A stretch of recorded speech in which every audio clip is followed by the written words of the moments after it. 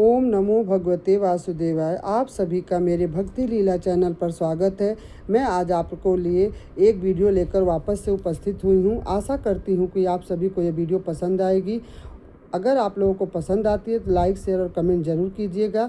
तो मैं आज बताने जा रही हूँ निर्जला एकादशी व्रत कब है, इसकी तिथि क्या है, पूजन विधि क्या है और इसे व्रत का पालना कब क्या करना है, सारी जानकारी दूंगी। तो वीडियो में लास्ट तक बने रहिएगा और मैं आशा करती हूँ कि आप सभी के जो भी वीडियो मैं लेकर आती हूँ पसंद आती है। तो अगर पसंद आती है तो बेल आइकन को प्रेस कर लीजिएगा ताकि ऐसी अच्छी जानकारी आपको सबसे पहले जैसे ही मैं वीडियो डालूं मिलती रहे। तो मैं बताने जा रही हूँ निर्जला एकादशी व्रत कब है। निर्जला एकादशी व्रत 24 जून को रात 8:09 पर शुरू होगी। वहीं इसका समापन 25 जून को 9:14 पर होगी। हिंदू पंचांग में उदया तिथि का ही मान्य होता है, इसीलिए निर्जला एकादशी व्रत 25 जून को ही व्रत किया जाएगा। जो भी माताएं और बहनें यह व्रत करती हैं उन्हें 25 जून को ही व्रत करना अति उत्तम होगा। और इसमें क्या तिथि है, पूजन विधि क्या है, सारी जानकारी दूंगी।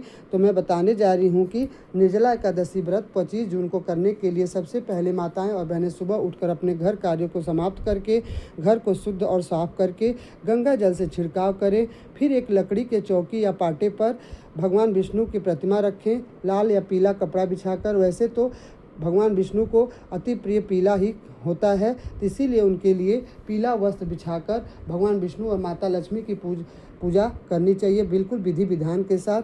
तो इसमें माता लक्ष्मी और भगवान विष्णु की प्रतिमा रखकर उन्हें पंचामृत, तुलसी दल और 5 ऋतुओं वाले फल सारे चीज़ें रखकर भगवान की विधिवत पूजा करनी चाहिए। और पीला फूल विष्णु भगवान को बहुत अति प्रिय होता है, तो हो सके तो आप पीला फूल भी भगवान विष्णु को चढ़ाएं। और उसके बाद इनमें व्रत कथाएं की जाती हैं और इसमें गंगा स्नान का भी विशेष महत्व होता है। बहुत सारी माताएं और बहनें गंगा स्नान के लिए नदी और सरोवर पर जाती हैं, और जो माताएं और बहनें इस काम को करने के लिए सक्षम नहीं होती हैं वह अपने नहाने के पानी में गंगा जल डालकर, उससे भी नहाने से वही फल मिलता है। उसके बाद माताएं और बहनें अन्न दान करती हैं, फल का दान करती हैं और हाथ से बने हुए पंखे का दान, और एक मटके के कलश में पानी भरकर उसका भी दान किया जाता है। उसके बाद कुछ माताएं बहनें 24 घंटे का निर्जला व्रत करती हैं, दूसरे दिन व्रत का पालना करती हैं द्वादशी के दिन। और कुछ माताएं और बहनें रात को तारों की छाँव में देखकर जल ग्रहण करती हैं और फल ग्रहण करती हैं। अपने अपने घर और अपने अपने स्थान की परंपरा जैसी होती है वैसे वैसे सभी लोग करते हैं। तो आप लोगों में जैसा किया जाता होगा वैसा ही करना। इसमें व्रत कथा इस प्रकार है, वो भी मैं सुनाऊंगी और यह किस लिए प्रसिद्ध हुआ है, और इसे भीमसेनी एकादशी भी कहा जाता है। इसमें निर्जला का अर्थ होता है इस दिन साधक सूर्योदय से लेकर अगले दिन द्वादशी तक अन्न और जल दोनों का त्याग करता है। यह व्रत अत्यंत कठिन माना जाता है, परंतु इसकी महिमा भी उतनी ही महान है। धर्मशास्त्रों में कहा गया है कि यह व्रत करने से मनुष्य के संचित पाप नष्ट होते हैं, उसे भगवान विष्णु का दिव्य आशीर्वाद प्राप्त होता है। कहते हैं कि निर्जला एकादशी को भीमसेनी एकादशी भी कहा जाता है। पौराणिक कथाओं के अनुसार महाबली भीमसेन ने भोजन के बिना नहीं रह पाते थे, इसलिए महर्षि वेद व्यास ने उन्हें वर्ष भर की सभी एकादशियों के फल की प्राप्ति हेतु केवल एक निर्जला एकादशी व्रत रखने का उपदेश दिया। तभी से यह एकादशी विशेष रूप से भीमसेन एकादशी के नाम से भी जानी जाती है और इस नाम से इसे प्रसिद्ध किया गया है। यह हर वर्ष ज्येष्ठ माह के शुक्ल पक्ष की एकादशी तिथि को निर्जला एकादशी मनाई जाती है। इस पावन दिन भगवान लक्ष्मी नारायण की विशेष पूजा अर्चना की जाती है। अगले दिन द्वादशी के दिन व्रत पालना किया जाता है और इस तरह से निर्जला एकादशी व्रत रखा जाता है। इसकी कथा इस प्रकार है और मैं सुनाने जा रही हूँ, तो आप लोग ध्यानपूर्वक सुनिएगा। निर्जला एकादशी व्रत कथा इस प्रकार है। जब वेद व्यास ने पांडवों को चारों पुरुषार्थ धर्म अर्थ काम और मोक्ष देने वाले एकादशी का व्रत का संकल्प कराया था, तब युधिष्ठिर ने कहा, जनार्दन, ज्येष्ठ मास के शुक्ल पक्ष में जो एकादशी पड़ती है वो कृपया उसका वर्णन कीजिए। भगवान श्री कृष्ण ने कहा, हे राजन, इसका वर्णन परम धर्मात्मा व्यासजी करेंगे, क्योंकि वे संपूर्ण शास्त्रों में तत्वज्ञ और वेदांगों में पारंगत है, विद्वान हैं। तब वेद व्यास जी ने कहने लगे, कृष्ण और शुक्ल पक्ष की एकादशी को अन्न खाना वर्जित है।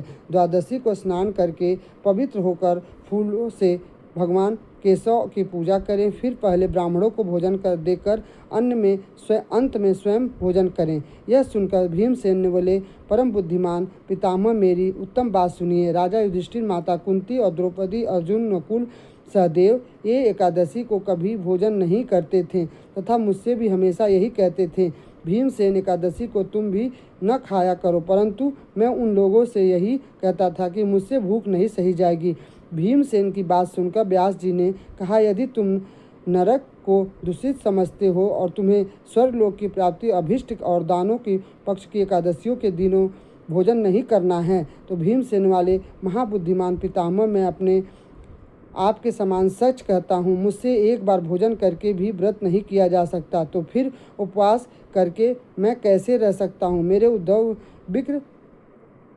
उदर में विक्र नामक अग्नि सदा प्रज्वलित रहती है, अतः जब मैं बहुत ही अधिक खाता हूँ तभी यह शांत होती है। इसलिए महामुनि, मैं पूरे वर्ष भर केवल एक ही उपवास कर सकता हूँ, जिससे स्वर्ग की प्राप्ति सुलभ हो जाए, जिसके करने से मैं भी कल्याण का भागी हो सकूं। ऐसा कोई व्रत बताइए, निश्चय करके बताइए, मैं उसका यथोचित रूप से पालन करूंगा। व्यास जी ने कहा, भीमसेन, ज्येष्ठ मास में सूर्य वृष राशि पर हो, मिथुन राशि पर शुक्ल पक्ष के जो एकादशी हो, उसको यत्नपूर्वक निर्जला व्रत करो।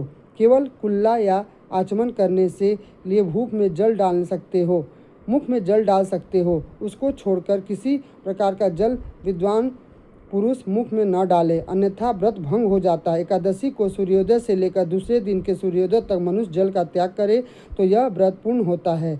इसके बाद द्वादशी को प्रभात काल में स्नान करके ब्राह्मणों को विधि पूर्वक जल और स्वर्ण का दान करें। इस प्रकार जब कार्य पूरा हो जाए तो जितेंद्रिय पुरुष ब्राह्मणों के साथ भोजन करें।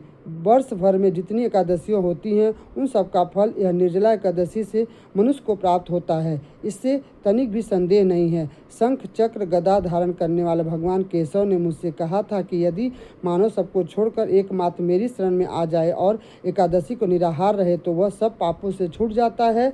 कुंती नंदन, निर्जला एकादशी के दिन श्रद्धालु स्त्री पुरुषों के लिए जो विशेष दान और कर्तव्य विहित है उन्हें सुनो। उस दिन जल से शयन करने वाले भगवान विष्णु का पूजन और जलमयी धेनु यानी गाय की घी बनी गाय का दान भी किया जा सकता है। इस दिन दक्षिणा और कई तरह की